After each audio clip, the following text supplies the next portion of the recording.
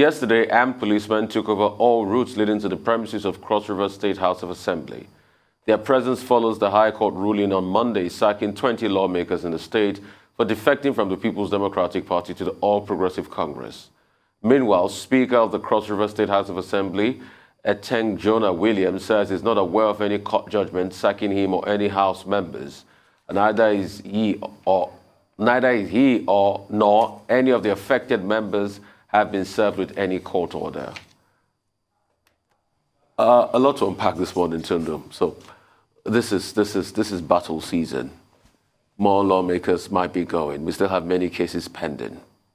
Yes, I'm a bit baffled though when the speaker says he's not aware of an order, against him and the other defecting lawmakers. Then why has their lawyer filed an appeal? I think he is aware. I think he's just trying to feign ignorance and indifference and trying to pretend that all is well, which I guess is in order. If you have a huge base of political supporters, which I imagine you must have to be elected to an office, I guess you're trying to keep things calm, which is also what the police force is doing there, trying to keep things calm, because we have seen all kinds of drama, unfortunately, kick off either at the National Assembly with mace snatching, state houses of assembly, mace snatching, punch-ups, and all kinds of, undesirable behavior. So I think it is in order. And it just goes to show the importance of this. And it is really important and I think should be commended rather than rushing in after an incident has occurred, trying to forestall one in the first case, and just keeping this fight, if I could use that word, in the courts. The matter is sub judice,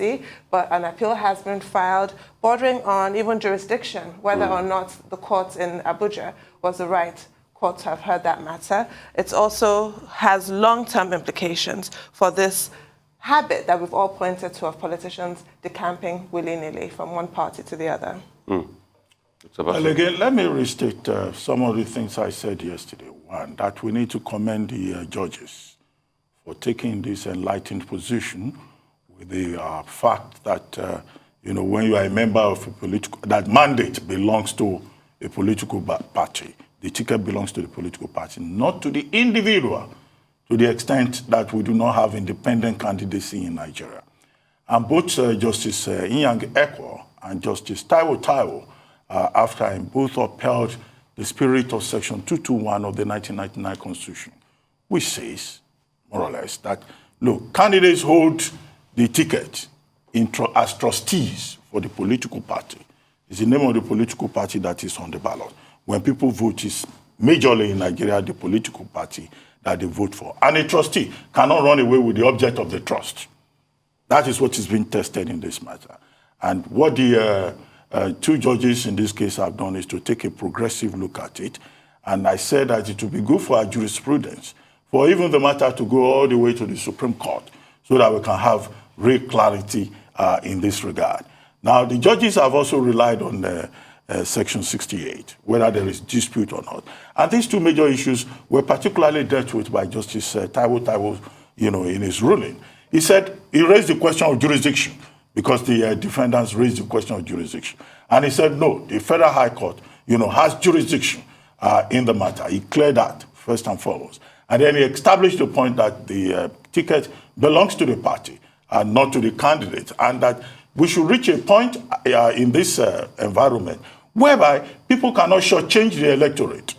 Because when he was speaking Obita, as I pointed out yesterday, he was talking about the right of the electorate to vote for a political party and not for the man that has benefited from it to run away without vote for purposes of opportunism. So I think it's a very important development that we have seen in both Ebonyi and also in Cross River State.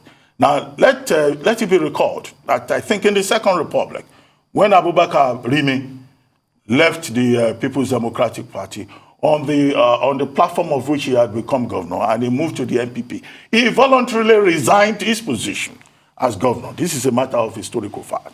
It's only now that you will find governors or lawmakers moving from one party to the other and claiming that what they have done is perfectly in order. So testing the relevant sections of the Constitution, 68, 109, and 221, I think is important development in my view. Now, as for Cross River State, we were told that the police took over the premises of the Cross River State House of Assembly, where the 18 members of the House had been sacked on the order of Justice Taiwo, and a fresh election ordered within 90 days. Now, the Speaker of the House of Assembly is saying that they've not been served the notice of a copy of the judgment, and therefore they remain in office and in power. And that's why I think that the police should be commended. I will not sit here and condemn the police. We often condemn the police or our security agencies of being reactive, of not acting proactively. This is election season. People are very emotional. Now, what the police did by taking over the premises of the State House of Assembly was to forestall a breakdown of law and order, so that we do not come back and then say, oh, where was the police when there was a crisis at the Cross River State House Assembly? Knowing the character, of these our politicians who could take the law into their hands. And we say to the members of the Cross River State House of Assembly and the two members of House of Representatives who have been asked, to step down because they have betrayed the trust of the people, that if they have any grievances at all, the place to go to is court of law. Nobody is going to give them any relief on the pages of newspapers, and they cannot resort to self-help. So let them go to the court of law. If they have not received a copy of judgment, when they go there to the court of law, I'm sure that, necessary efforts will be made to make sure that they serve the judgment appropriately. Okay? So on all fronts, the judiciary, the political class, and also the rest of us, I think that this is an interesting development. And maybe by the time the matter is resolved at the highest level in terms of constitutional interpretation, all of us involved in the process, either as voters or as politicians, will have been properly guided. One thing is certain, we need to sanitize our political process in this country. And I'm happy that the process has started. But we'd like to see when it's been tested in the courts. Court of Appeal, probably getting up to Supreme Court. Because we've got some lawyers too that are arguing very strongly that it is the candidate that owns the votes. And they've enunciated their views. We've seen various materials that they've put forward. Yeah, that the candidate owns the vote. But there's also a part of morality in all of this. That if you leave a certain political party that gave you mandates and you defected to another political party, why can't you still test your popularity on that new platform? The way it is done in every part of the world is that you put yourself up for election and you test your popularity on that new platform. So why can't Nigerian politicians do the same? I mean, I can't remotely remember any immediate case, but I think there's a certain man called Douglas Caldwell. I think he was a British MP member. He defected to UKIP from the Tory party and quickly was up for elections. And he did win again. So if you can make that move of defecting, you should be able to test your popularity. You should be able to ensure that the people that voted for you where you were on the other platform, can vote for you on this platform.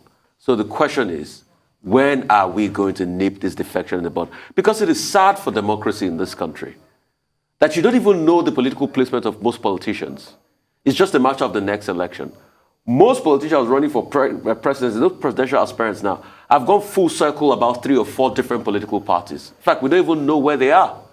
One year they run with this political party, the next year they're worried with another political party. And they get the power and they're quick to defect. And also, the governors too should come in clean on this. Would see how Ben Ayadi's case goes when it is heard and when judgment is made on that case. But I'm sure he's not sleeping easy too now. And it maybe, probably, we'll have to look at the case of Zamfara all over again. There are cases here and there in court, but this is good for Nigerian democracy. And I'm happy that the judiciary, is taking the lead as regards this. We're having consistent judgments in this regard, albeit progressive, like you said, Dr. Abati. AVAT, the African Vaccine Acquisition Trust, has officially launched its no-fault compensation scheme for COVID-19 vaccines in 41 participating African and Caribbean countries. The insurance provides eligible individuals with prompt, fair, and transparent payouts for unlikely adverse events associated with COVID-19 vaccines procured or distributed under the AVAT initiative. The ceremony took place in Abidjan, Côte d'Ivoire, where our RISE international correspondent Adefemi Akisoya sent in this report. Many across the world may well be tired of hearing about COVID-19, but the virus still has a lot to say. That's why AVAT, the African Vaccination Acquisition Trust, has officially launched its no-fault compensation scheme for COVID-19 vaccines in 41 participating African and Caribbean countries. The scheme seeks to encourage trust in COVID-19 vaccines by ensuring people they would be protected if anything serious were to happen. But with just 10% of Africans vaccinated against COVID-19, there was concern among the team behind the scheme that compensation for the public may be met with even more apathy. First and foremost, we assure the public, as has the World Health Organization, the vaccines are safe. But with like any medicine, any vaccine, there is a risk that a small percentage of the population might suffer an adverse effect, whether it's because they have an allergy or a pre-existing medical condition. Even when you think of simple household medicines like Panadol or Nurofen, painkillers that you get from the pharmacy, they all have risk warnings. We just don't think about it. So with any medicine, there's a small risk that a small percentage might suffer. What makes the COVID-19 vaccines different is that governments are asking people to take it for their own personal benefit, but the benefits of their community. It's important that as many people get vaccinated as possible. So the no-fault compensation scheme should be seen as an added insurance. The vaccines are safe, but if you are in that tiny percentage of people who suffer an adverse reaction, there will be compensation. You will be taken care of. AVAT acts as a centralized purchasing agent on behalf of the African Union member states to secure the necessary vaccines and blended financing resources for achieving Africa's COVID-19 vaccination strategy. It's already secured more than 200 million doses of COVID-19 vaccines, which have been rolled out since the third quarter of 2021. Each time a country buys a vaccine through AVAT, it pays a levy. That's supported by a $2 billion Afreximbank fund. Manufacturers actually required that entities, countries buying the vaccines put this in place. But for Africa, it was not easy. You have 55 countries and some are small economies and all that. So it was becoming a challenge. So we had to work to put in place a continent-wide framework, a whole of Africa framework, to make it possible for those who wouldn't have been able to do it. Because without it, they wouldn't have had access to vaccines in the first place. Now, what that says then is that this no-fault compensation scheme is specific to the AVAT procurement of Johnson & Johnson vaccines as it is today. Nigeria has already been receiving single-dose Johnson & Johnson vaccines. I know that the decision has been made to make Johnson & Johnson their priority vaccine because it's a single-dose vaccine. So this would help immensely in their approach, the approach they're taking today, because it provides the government the cover. It makes sure the government is able to tell the citizens these vaccines are there, that you're also protected. It's a three-step process. An applicant would have to have been suffering from an adverse reaction as a direct or probable result of an AVAT procured vaccine for at least 30 days. Thereafter, a free application would be made, and finally, an assessment. Successful claims of up to tens of thousands of dollars would be paid promptly in US dollar or an applicant's local currency. AVATclaims.com, the website created for this exercise, is live with information on how to submit the form itself, as well as program information and a help page. For so long, there was the belief that African and Caribbean lives weren't as important. The inoculation process across the African continent and across the Caribbean islands has been comparatively slower than the rate of that happening in more developed countries of the world. But with the coming of the AVAT no-fault compensation scheme, the message is clear.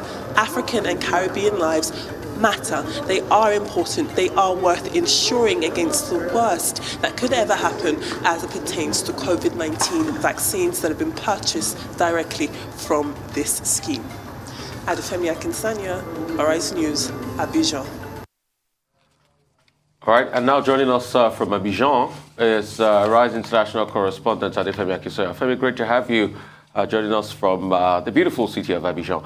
Femi, real quickly, so who gets to pay for this and how do people go around this? And probably what would be the level of symptoms you might have recorded to be able to ask for, this compensation?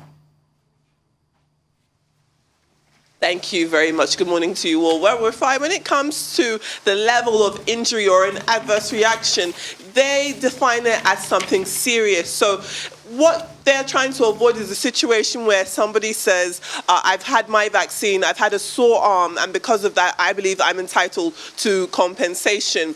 To avoid that, what they've said is that whatever negative feeling you've been having after having your vaccine, if you've been suffering from any type of symptom or reaction, allergic or otherwise, you'd need to have been suffering from it for at least 30 days. So naturally, if you've had your vaccine and you've had a sore arm, normally you wouldn't still feel slight pain after a month. It would usually be far less than that. So if you were to have more of a serious reaction, however it may look, it would be something that you'd have to be suffering for more than 30 days. On the 31st day, you'd be eligible to make a free application to have your application assessed independently by doctors in order for the insurers to confirm that your symptoms, your adverse episode, has been a direct or probable link to the vaccine you received.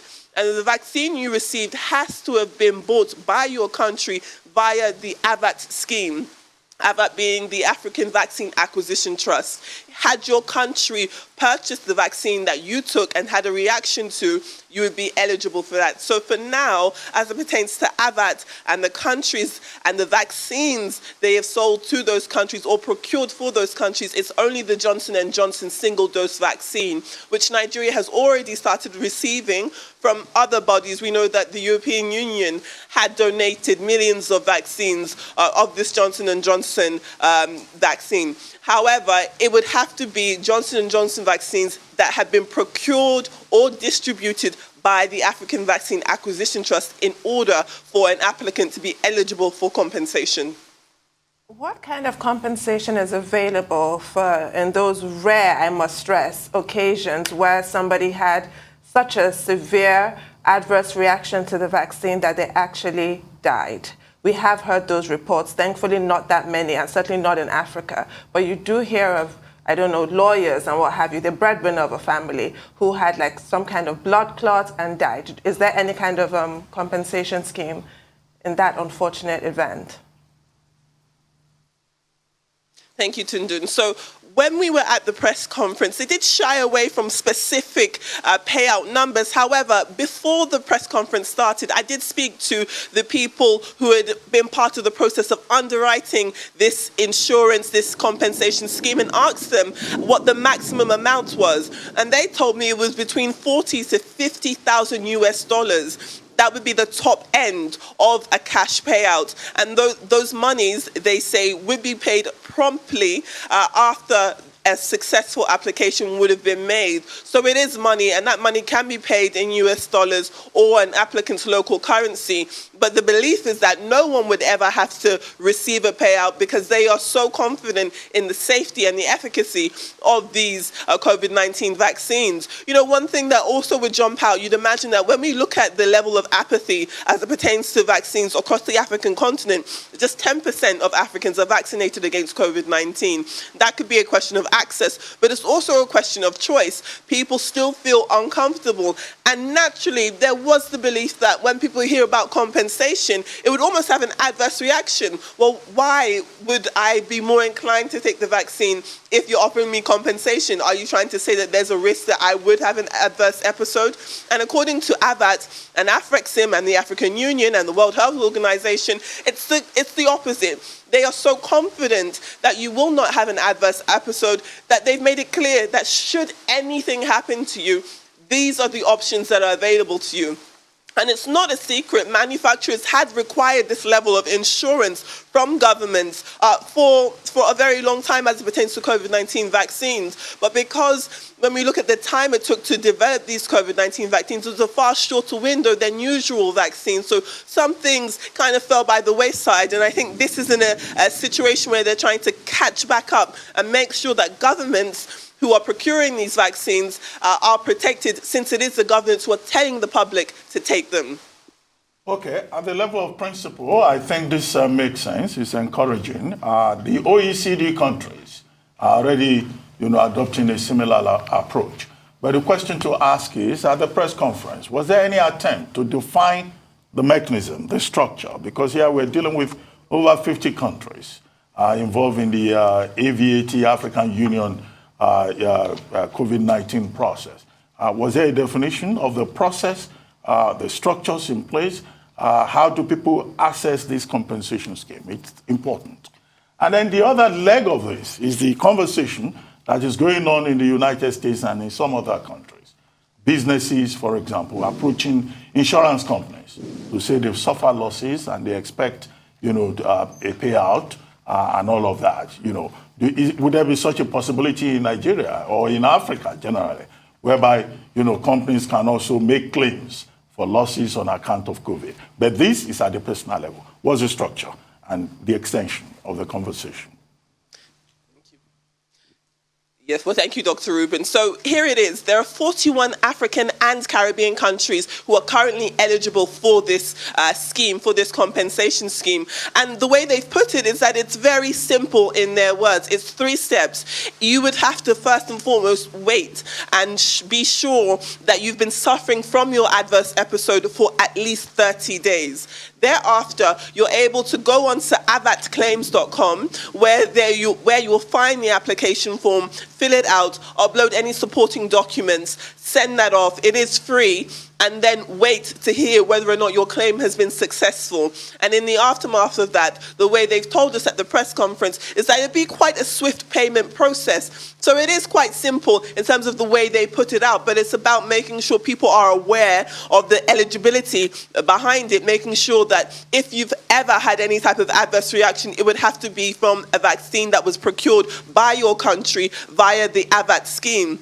So that's how it works there on the one hand. And there are conversations, going to your second question, Dr. Rubin, in terms of whether or not more people, or how easy it would be for people to actively claim. It is believed that conversations have already started in terms of covering more than just the AVAT vaccines that have been procured by that system. I know that many Nigerians, many of us would have heard of the COVAX system, and many of the people who have already vaccinated in Nigeria would have been vaccinated through vaccines that were procured via COVAX. And it is believed via Afrexim, because that's what the president told me at the press conference yesterday, that they are having conversations, and it is believed that they will be trying, or at the very least planning, to expand this compensation scheme to cover more than just the AVAT procured and distributed vaccines, so that it would make it easier for more Nigerians who are already vaccinated or who will be vaccinated to be able to claim for compensation should they suffer any serious adverse reaction. So it should be,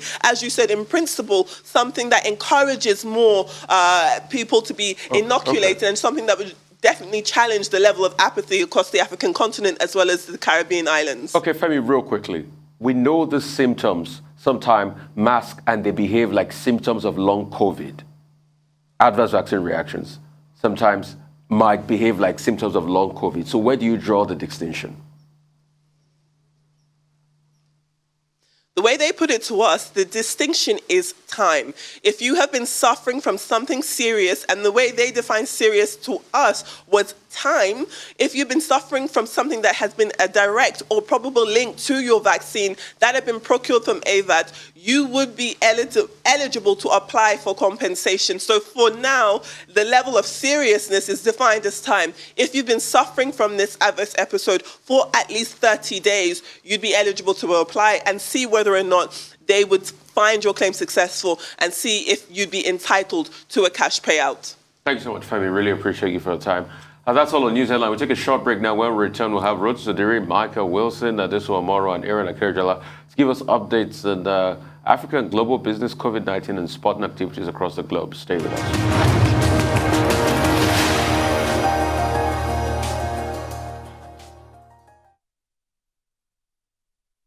Welcome back to the Morning Show here on Arise News. Our dependable Rotis Sadiri is here to give us an African business update.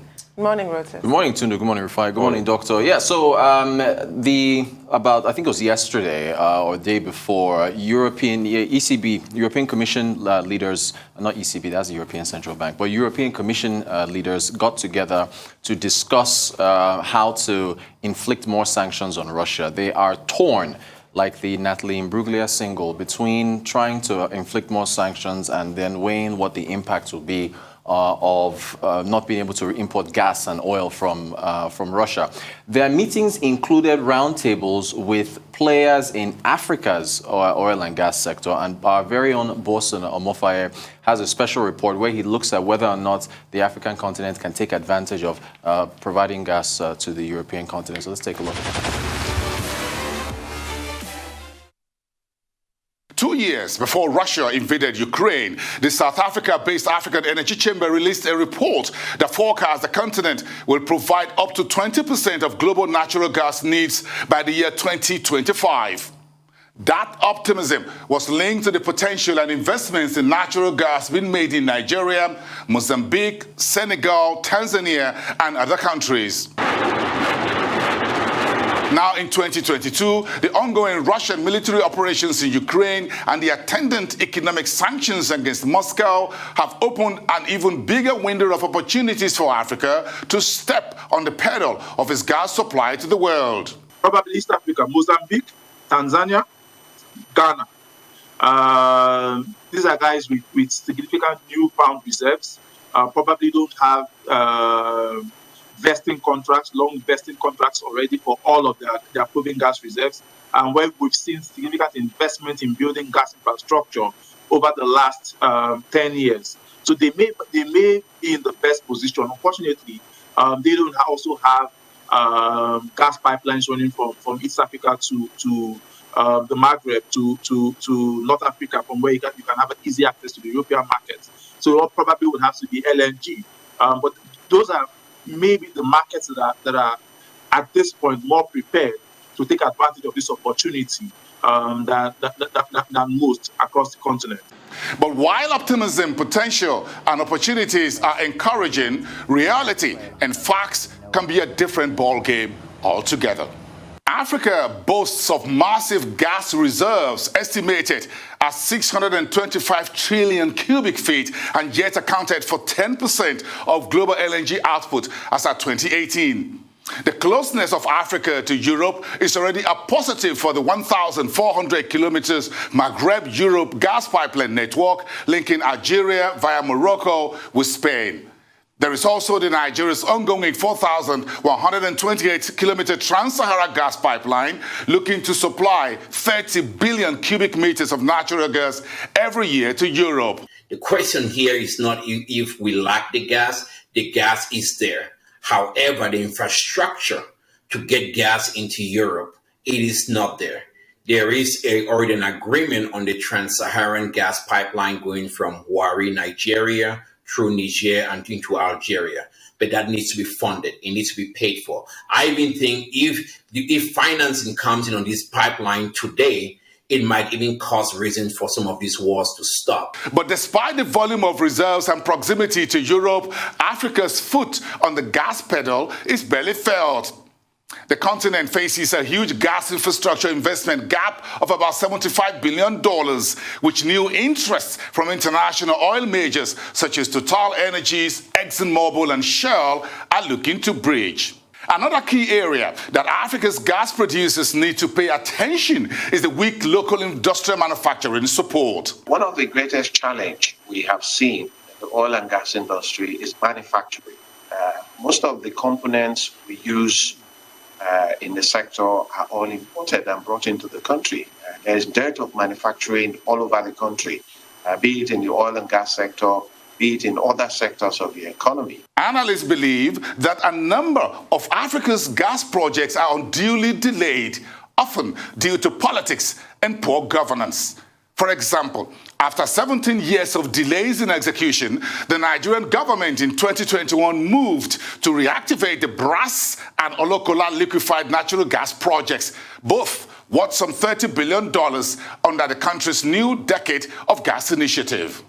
In Nigeria, the story has largely been a tale of decreasing oil production, bewildering delays in adding new LNG volumes, slow monetization of other gas plays, and a suboptimal gas tariff and fuel subsidy regime, making it too late, unfortunately, to benefit in any major way from the current high global energy prices and spiking demand for gas globally. Today, Africa stands at the doorsteps of a once-in-a-lifetime opportunity of the Russia-Ukraine conflict. Back in 2019, analysts at ACAP Energy projected that by the year 2025, African gas production capacity would have increased by 150% to reach 84 metric tons per year, and accounting for between 15 to 20% of the world gas market.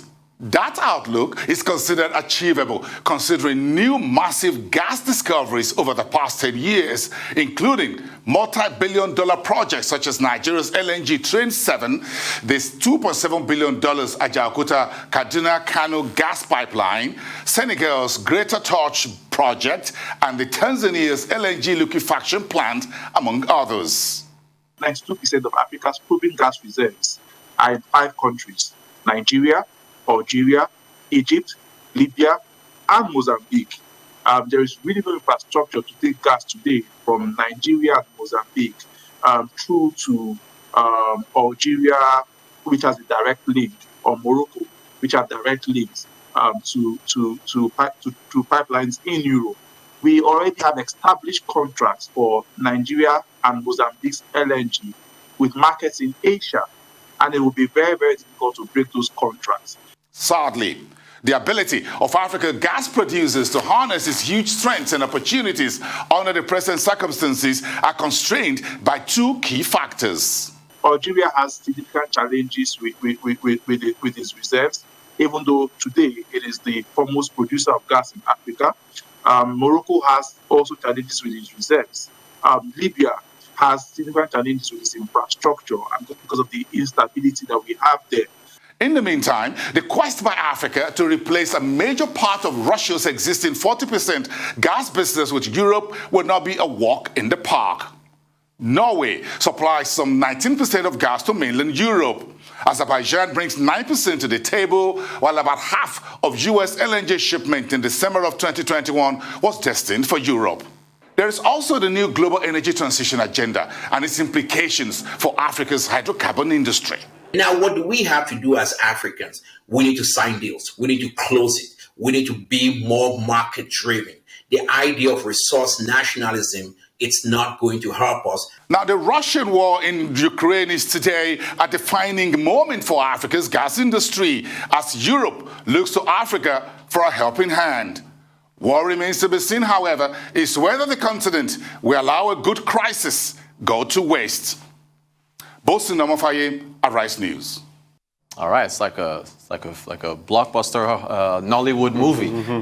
Also, look, there was an article in This Day. I think it was yesterday. The timing was perfect. I think we have a screenshot of that on the This Day website, where it actually there it is. Despite the federal government's platitudes, Nigeria's gas production remains stagnant in 5 years. So this was yesterday. I believe it was yesterday that this article was out on the This Day platform. So there you have it, folks. You have an opportunity to take advantage, but the foot's not on the gas pedal quite yet. That crisis, I think I'm going to answer that rhetorical question at the end there. That crisis is going to go to waste at the rate where we're going. It's so sad. Yeah. Unfortunately. Isn't that the African story?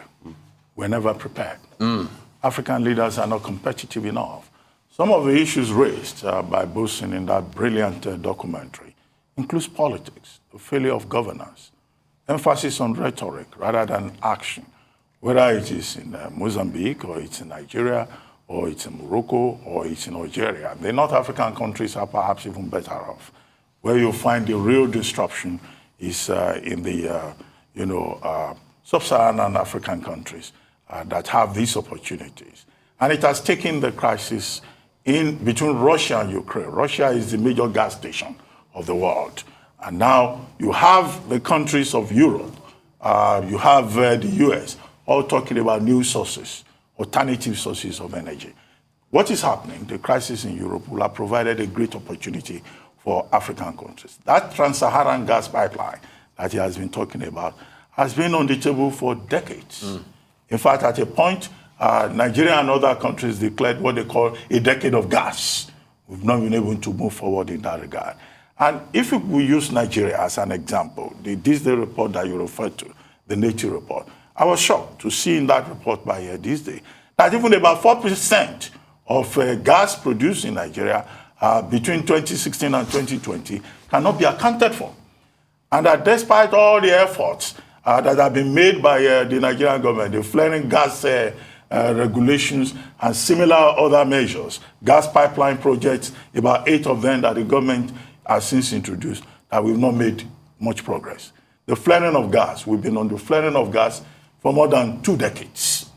We all have this deadline, end gas flaring 2010, end gas flaring 2015. We kept shifting the goalposts. And even in terms of domestic supply, we do not have the infrastructure in place. Yes, when Nigerian LNG project, when they announced the 7th train, okay, that was celebrated and all of that.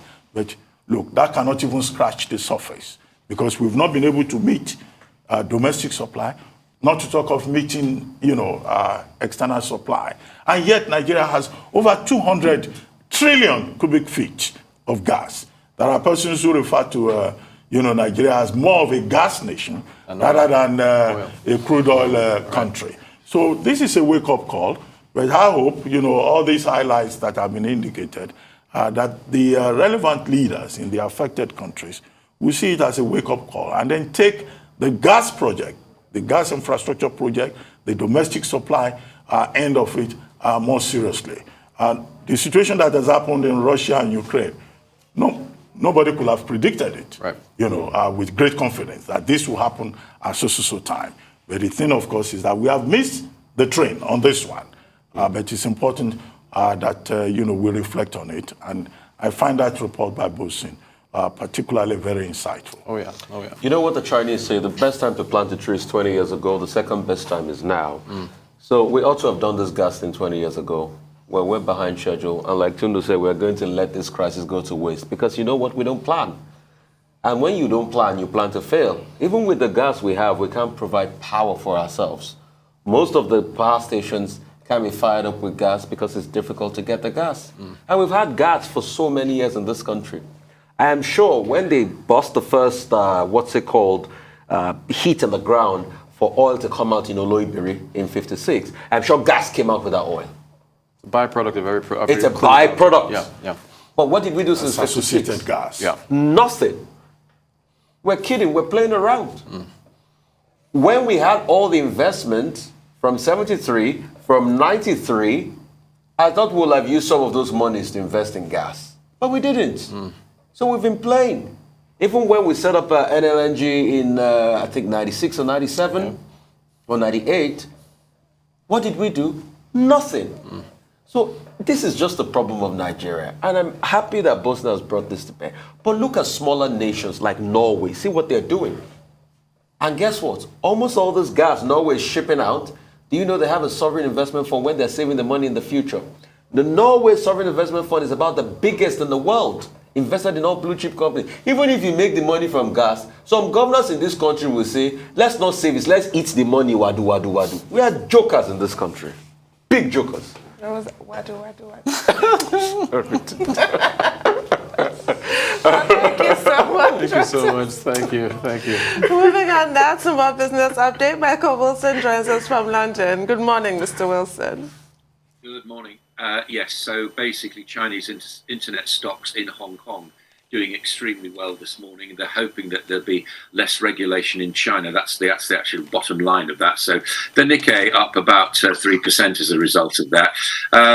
And Japan's rather Hong Kong shares up about 3%. Japan's Nikkei about 3%. SoftBank shares up 7%. Let's turn our attention to the United States, and stock futures steady there. Basically, what people are still juggling are the comments yesterday from the chairman of the Fed as to how steep the raise in interest rates would actually be in 2022, and he certainly upped the rhetoric on Monday about all that. So the Dow Jones rose more than 250 points. Why does an index rise in equities when interest rates are predicted to go up? It's certainty, basically, is what it's about at the moment. So as we've often said on this program now, let's move away from the United States, talk globally, and fertilizer prices at a record high. The fact of it is, it's like it's the raw materials, it's the ammonia, nitrogen, and also nitrates, phosphates, potash and sulfates rising hugely. Russia and Ukraine, unsurprisingly, amongst the world's largest exporters of that. Top exporters, Russia, about 14%. So that's going to push food prices up without question. Russia's also slowing. We're moving away now from into oil. Russia's also slowing its oil production. What it says is it's because of repairing storm damage in what effectively is the Caspian Sea. People are not really thinking that's necessarily true or not. But Europe and the EU are getting together, European leaders in the EU are getting together to discuss sanctions on Russian oil. Let's turn our attention to that. And the news is that the European Union is unlikely to impose an oil embargo on Russia. That's according to various sources. The US has done it, but whether or not the EU will do it, not quite sure about that. Brent futures, as a result of that news yesterday, down 0.6%. I'll update the oil price at the end of my report. The EU is also set to rein in big tech, the likes of Google, Amazon, Facebook, Microsoft. They're looking at these companies. Anything under 75 billion euro market cap will escape that. So anything above that, which includes those companies I've just mentioned, is all about that. And it's how competition with rivals actually is to be conducted in the EU, and also use of data. It's the spring statement today in the UK, and Rishi Sunak is widely pledged, is widely promised not to do a great deal to actually help households. He's going to use the windfall which is later on the public deficit. In other words, the difference between income and outgoings is £20 billion better than people thought it would actually be, but he's still not, as I understand it, going to use it necessarily to help families. He may do, but all the indications that he aren't. Maybe this is one of those kind of political things of saving a surprise until it actually happens in the speech and then lauding it as good news. Who knows? Anyway, well, that happens at noon today. P&O Ferries, just a transfer. We've been talking about that story over the past few days, and some of the staff will be receiving over £100,000. The company is saying it's offering £56.5 million in total to staff, around 40 of them getting around 100,000 more than that. Whether it's true or not, well, the unions are calling it blackmail, and they're doubting that actually. We'll see how that happens. Good news for the UK, though, as far as the US is concerned, and what the United States has done, they've resolved the question of tariffs on steel and aluminium in the country, which is actually good news. This has been something which has been riding along for a long time. This was imposed under Trump. Now the United States has got to us and said there's going to be a deal for steel and aluminium. So those tariffs have now disappeared. Now, oil markets, a huge volatility, obviously. Crude, API and inventories fell. I'm looking at about $114 a barrel, WTI about 106.70, and gold basically as a safe haven is effectively sidelined. That's the global view this morning. All right, Michael, there's a problem in the UK this morning, high inflation rate, and Rishi Sunak keeps insisting it's not going to help households. I hope there's no protest in the UK soon, because people are complaining. Cost of energy up, national insurance all-time high. It is pathetic what is going. A lot of people are pushed into poverty daily in the UK. Yet Rishi Sunak and the Tory government says they're not going to help people. That's one. Number two, the Fed is tightening up big time. It looks like there's chaos everywhere. There are fears of stagflation, high inflation, no real economic growth, uncertainty with energy. What is happening to the world? Oh dear, that's sort of a world picture. Well, inflation is now in this country 6.2%. Those figures just out. And yes, the Chancellor is not necessarily seen to be helping families.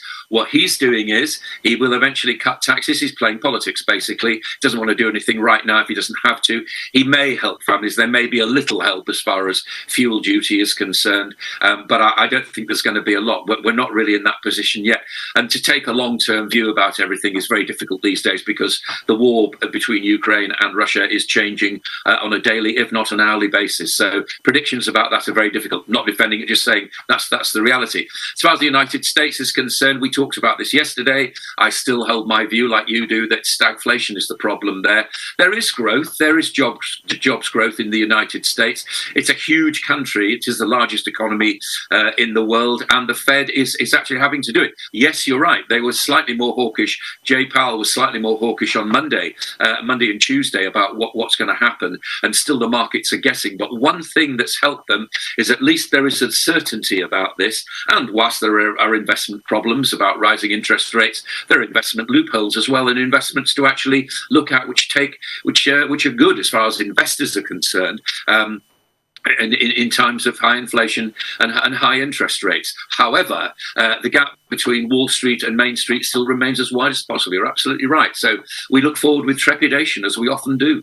Right. So with prices of fertilizer up, I can happily tell you Nigeria to the rescue. Just yesterday, depending on where you're reading, the world's largest fertilizer plant, or Africa's largest fertilizer plant, was launched by the Dangote Group and commissioned by our president, Muhammadu Buhari. And this is really good news for us, seeing as we've just, watched this really great report by our colleague Bosen Amofaye on the missed opportunities in gas in Nigeria to address the world's current energy crisis. So Nigeria is going to come sailing into the rescue with our new fertilizer plant.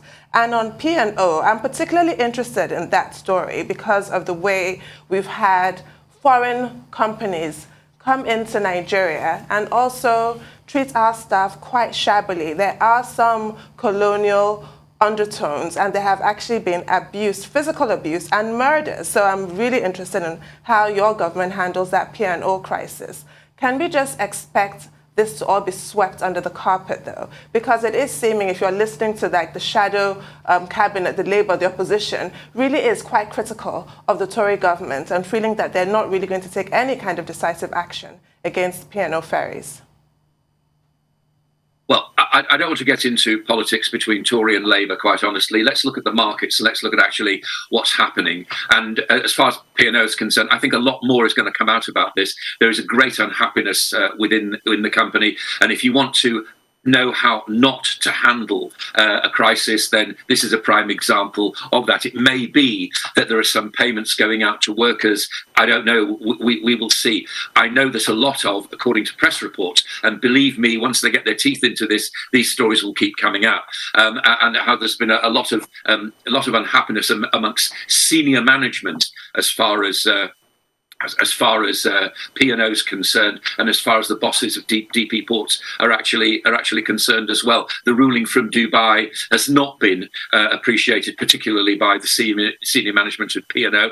I'm not saying they're blameless, they're just leaving, is what they're doing. So I think there's a lot more to come out of this company. As far as foreign workers are concerned, unfortunately, they are abused in most countries in which they go. Lower wages, that's the way that this nasty form of capitalism works. There is no solution to this. It's down to the authorities to stand up for it. And let's hope that Nigeria is able to export fertilizer to fill the gap. I suspect that what was planned happened long before, as that report was saying, as far as the oil and gas industry is concerned, long before we knew the true impact of what was going to happen as far as Russia and Ukraine are concerned. So whether it will fill the gap, whether it will be used domestically, that's up to the company concerned. Okay, quickly. U.S. rolling back the Trump-era tariffs on UK steel. After 5 months of negotiations, by January, the Trade Secretary in the UK was very optimistic by end of January. But now, after 5 months, the negotiations have made there's been a breakthrough. 25% tariffs off, and now quota will be adopted in the meantime. But would this, lead to the free trade agreement, the trade deal that the UK is looking for from the United States, considering the fact that President Biden is more concerned about domestic issues rather than international trade as a tool of diplomacy, particularly in the manner we found under President Donald Trump, who was using tariffs to blackmail the rest of the world. That's one. The second one is quickly, how far really can the Chancellor go? With the Office of the National Statistics announcing 6.2% inflation rate, energy rates going up by about 25%, inflation up from 5.9% in February, reaching 6.2% by February. What are those specific things do you expect from the Chancellor?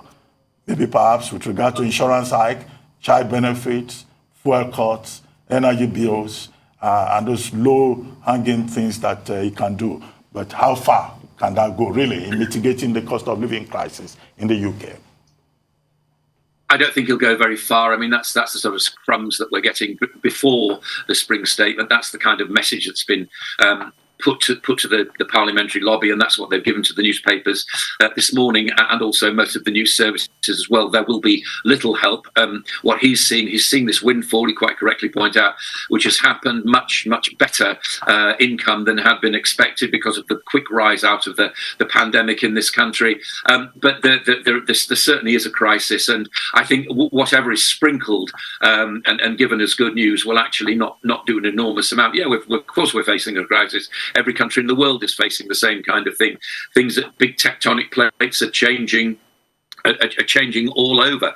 I feel as though we're being sort of set up for the fact that there won't be that much good news, and the only good news will come in a couple of years when if things go to plan, we face a general election. And Sunak is quite clearly playing his hand as a politician with his clear eyes on number 10 from where he sits next door in number 11. All right, thank you so much, Michael Wilson, for your time as always. For updates on COVID-19 pandemic, Adesuwa Mora is here with us. Adesuwa, great to have you. Good morning. Good morning, Rufai. Great to be here. Good morning, Tundu, and good morning, Dr. Abati. Morning. Well, just when we thought that the worst was over, a surge in COVID-19 cases in some parts of the world, including China, South Korea, Hong Kong, and some parts of Europe, has become a source of concern for many experts around the world. Well, so far, according to the Johns Hopkins University tally, 474 million infections, at least 6 million deaths have been recorded so far, with 10.8 billion vaccine doses administered globally. But what we are also noticing is that the death seems to have slowed down even as the cases rise in some of those countries. And here in Nigeria, these are the latest figures. 87 cases officially reported from 5 states, as well as the Federal Capital Territory, Abuja. A reminder that these figures were released on Monday as the country shifts away from daily reporting of the pandemic to 3 times in a week. The next report should be released sometime later today. Well, no COVID-19 related deaths have been reported in Nigeria for a long time now. From my counts, that should be about a month, if not more. Meanwhile, the Presidential Steering Committee on COVID-19 in Africa's most populous nation, Nigeria, has met for the second time this year, announcing a lifting of most lockdown restrictions imposed to curb the spread of the virus. Some of those measures announced have come into effect, while others would take effect in some 10 days from now. So that's almost 2 weeks from now, 10 to 12 days. But let's listen to the chairman of the PSC and the National Incident Commander. The steering committee has reviewed these situations around the world and applies such to the situation in Nigeria and have revised the international travel protocols, which will come into effect on Monday, the 4th of April, 2022, as follows. Inbound, fully vaccinated passengers arriving in Nigeria will no longer be required to take a pre-departure PCR COVID test from their countries of departure. On arrival, for fully vaccinated passengers, a sample will be taken at the airport for rapid antigen test by the Nigerian Center for Disease Control within the arrival hall of the airport. Passengers who are unvaccinated or partially vaccinated shall take a COVID-19 PCR test 48 hours before departure from any location on the globe and do a day 2 and a day 7 test on arrival. From today, the PSC has removed curfew, which is observed from 12 midnight till 4 a.m. Use of face mask is encouraged to be used indoors, particularly in closed places. People should continue to wear their face mask in offices, in malls, in shops. However, in open spaces where there is not too much crowding, there may be no need to wear that face mask. The PSC has removed the gathering of 50 persons limit for indoors. Bars and nightclubs to open to 50%. Restaurants are allowed to open fully, but again, people need to be cautious and use their face mask where necessary. The PSC has also suspended the limit placed on places of worship, which was earlier on 50%, so they can now operate with full capacity. We've also suspended the 50% capacity limit for recreational facilities. Well, there you have it, the latest briefing by the Presidential Steering Committee on COVID-19 in Nigeria. We also have an update on the Nigerians evacuated from Ukraine, those fleeing the war. The government says the Port Health Service has so far screened about 2,357 persons out of the 8,000 evacuated so far. Of this figure, 193 of them have tested positive for the coronavirus. Well, the Presidential Steering Committee on COVID-19 says they are being managed in accordance with protocols. And away from Nigeria to South Africa, where the COVID-19 restrictions in the country will be lifted today, according to President Cyril Ramaphosa. The president says this will mark the start of a new era in the country's fight against the pandemic.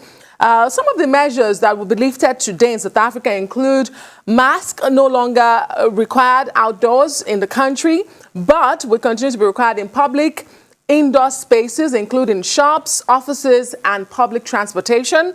Indoor and outdoor venues that require proof of vaccination or a negative test, which is no longer than a 72-hour-old negative test, will also be allowed to fill up to 50% of their capacity. Now, maximum capacity at funerals will be doubled from 100 to 200. However, post-funeral gatherings, that is the parties, for instance, are still prohibited. And finally, a WHO official says cases in Europe are rising because restrictions were lifted too brutally. And that's according to Hans Kluge. He's the WHO director for Europe. He told a press conference in Moldova yesterday that he was optimistic but vigilant about the pandemic's development in Europe. Now, COVID cases are on the rise in 18 out of the 53 countries categorized by the WHO in Europe. It is believed that the main reason we are seeing those increase or the surge in those countries is because of the BA2 Omicron variant, which is more transmissible, but not more dangerous than other variants. Back to you guys. Well, let's start with the caution by WHO. The World Health Organization has been very consistent in reminding everyone that the COVID-19 has not disappeared. It is still with us. In the past 7 days in Europe alone, according to the gentleman you quoted, about 5.1 million cases have been reported within a week, in particularly those countries that have lifted their restrictions. and over 2,191 cases of deaths. And all of this is attributed to the fact that there's been a lifting of restrictions, 2, because of waning immunity, and also 3, maybe because of the spread, particularly of the BA2 variant, the BA1 variant, what is called the stealth Omicron. No, BA2. BA1 is the main one. BA2 is the stealth Omicron. Yeah, which is said to be more contagious, but it doesn't result in severe disease. But the fear is that in the long run, this could result in new variants coming up. And that was why, even before now, WHO experts have warned that people should still be on their guard. But the challenge that many countries face is how to strike a balance between protecting the economy, protecting businesses, small businesses in particular, and ensuring that they continue with their COVID management programs. Take Hong Kong. Hong Kong, February, early March up till about 2 weeks ago, was recording unusually high cases. But even Hong Kong now, which had restricted flights to the territory for many countries, has had now to announce that those restrictions, those flight bans will be lifted effective April 1. And then, of course, schools are also going to reopen. The COVID zero policy that Hong Kong had adopted in line with the policy in mainland China, is also now going to be relaxed because the economy is already being affected. Over 70,000 persons have left Hong Kong because of the very strict restrictions, one of the toughest restrictions, anywhere in the world. South Korea will be within the same category. And look at the UK. Since February 21, the United Kingdom has been reducing, has lifted almost all the restrictions, more or less. But again, there's very high rate of infection in Britain. But okay, we're told it's still again the stealth Omicron that is responsible for this. And look at Nigeria. Nigeria has followed the same example. No pre-departure tests required anymore. Churches can now operate at full capacity. I hope that here in Nigeria, we're also aware of the fact that COVID-19 has not yet disappeared, and that even if government has relaxed the measures, that people will take individual responsibility for their own safety. So that is where the challenge is in that regard. Nigeria says all those relaxed measures will take effect from February 4. But if I were you, I would do the same thing that WHO is advising. We take personal responsibility for our safety. But of course, the world has come a long way since the virus was announced, since the pandemic began. Much knowledge has been acquired, and we just hope that the scientists will continue to make such advancements that will protect us. Right, Adessa, what do you make of Jacinda Ardern and that, New Zealand that we're seeing, a new phase? They had some of the strictest COVID rules, and they've pretty much thrown them all out and are resigning themselves to living with the virus, even as cases are rising. What's your take on that? Well, it's not, Tunu, it's not any different from what we are seeing across the globe, including here in Nigeria, with governments, like Dr. Batiste has said, trying to balance life, economy, and living with the virus, because we have indeed come a long way. Over 2 years living with this virus. And I think because there's so much knowledge, we keep learning, but we've learned so much already. And scientists, are now working like never before to ensure that we now have targeted vaccines for specific virus strains, and of course the vaccines available already that help us to prevent severe diseases and even deaths. Most countries are thinking it is time, to move on with this virus. And we've been told a long time ago that this virus isn't going to go anywhere. The pandemic may end, but the virus would live with us for a long time. And so if they're able to balance that out, and the death rates, as we're saying again, seem to be dropping thanks to the scientists, thanks to science, because we have vaccines, we have therapeutics, we have drugs. I think governments around the world are beginning to think it's time to live with this virus, and so we shall. Okay, thank you, Adesso.